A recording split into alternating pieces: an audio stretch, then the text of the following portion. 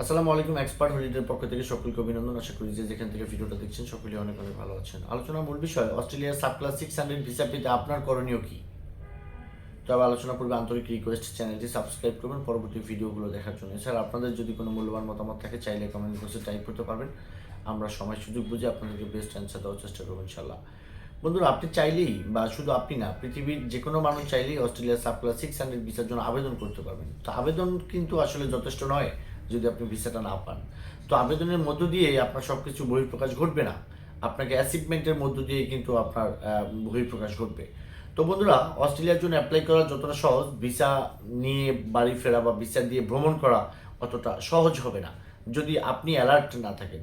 দেখেন, অস্ট্রেলিয়া শুধু নয়, পৃথিবীর যে কোনো দেশের ভিসার ক্ষেত্রে আপনার ব্যাংক ব্যালেন্স, আপনার tin tax, asset valuation, previous travel history, professional documents, এই জিনিসগুলো কিন্তু দরকার হয়। কিন্তু এক্সট্রাভাবে অস্ট্রেলিয়ার জন্য যে কাজটা আপনাকে করতে হবে সেটা হচ্ছে যে আপনার যে ব্যাংক স্টেটমেন্ট আছে, ব্যাংক স্টেটমেন্টটা খুব ফলো করতে হবে যে লাস্ট 6 মান্থের স্টেটমেন্টের সাথে আপনার ট্যাক্স ও রিটার্নটা সঠিক আছে কিনা। কারণটা হচ্ছে যে এরকম আমি দেখেছি, ব্যাংকে কয়েক কোটি টাকা আপনার রেখে সেভিংস অ্যাকাউন্টে অ্যাপ্লাই করা হয়েছিল অস্ট্রেলিয়ার জন্য, বাট ভিসা পায়নি। আবার 12 থেকে 15 লক্ষ টাকা ব্যাংকে ছিল, তারা ভিসা পেয়েছে। তার মানে হচ্ছে অস্ট্রেলিয়া সবসময় 2 থেকে 3টা জিনিস খুবই ভালোভাবে দেখতে চাইবে যে আপনি জেনুইন ট্রাভেলার কিনা।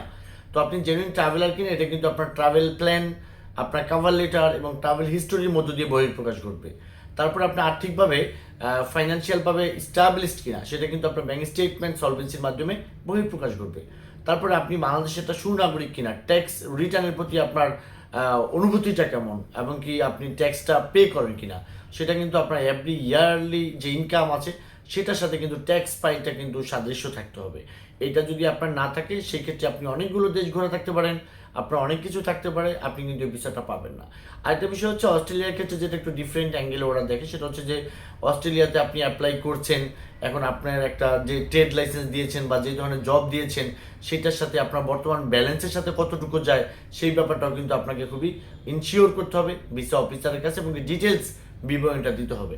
তো বন্ধুরা, অস্ট্রেলিয়ার ক্ষেত্রে আপনি এই জিনিসগুলো একটু খেয়াল রাখবেন, বা অথবা আপনি যখন অ্যাসেট ভ্যালুয়েশনটা করবেন তখন অবশ্যই সিএ ফার্ম দিয়ে একদম ক্লিয়ার একটা অ্যাসেট ভ্যালুয়েশন করবেন, যাতে করে আপনার অ্যাসেট ভ্যালুয়েশন, আপনার ট্রাভেল প্ল্যান, আপনার কাভার লেটার, আপনার হোটেল বুকিং, এই সব জিনিসগুলো যাতে খুব সুন্দরভাবে ম্যাচ করে, তবেই কিন্তু এই সাবক্লাস 600 ভিসাটা আপনি খুব সহজে পেয়ে যাবেন।